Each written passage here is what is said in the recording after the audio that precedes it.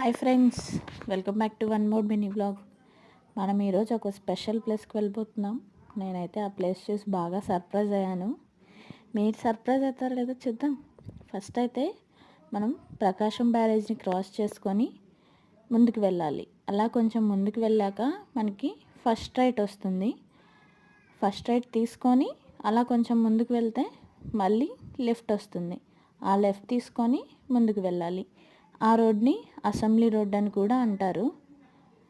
అలా ముందుకు వెళ్తూ ఉంటే నేచర్ అయితే అద్దరిపోయింది. చుట్టూ కొండలు, వాటర్ సూపర్గా ఉంది.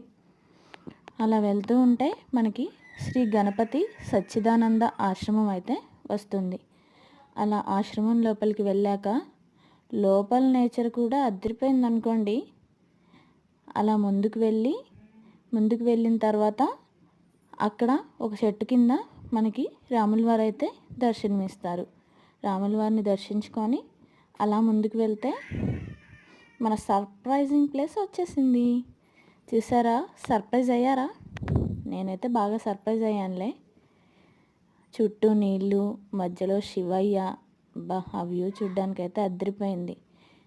ఈ గుడి అయితే ఓన్లీ పౌర్ణమి రోజు మరియు సోమవారం రోజు మాత్రమే ఓపెన్లో ఉంటుంది.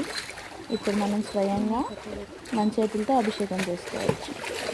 ఇంకా అలా దర్శనం అయ్యాక కొంచెం ముందుకి ఇస్కాన్ టెంపుల్ ఉంటాయి, అక్కడికి కూడా వెళ్ళాం. అక్కడ కృష్ణయ్యని దర్శించుకొని ఇంటికి వచ్చేసాం. మీలో ఎంతమందికి ఈ ప్లేస్ తెలిస్తే కామెంట్ చేయండి. Please like, share and subscribe to our YouTube channel Hema vlogs.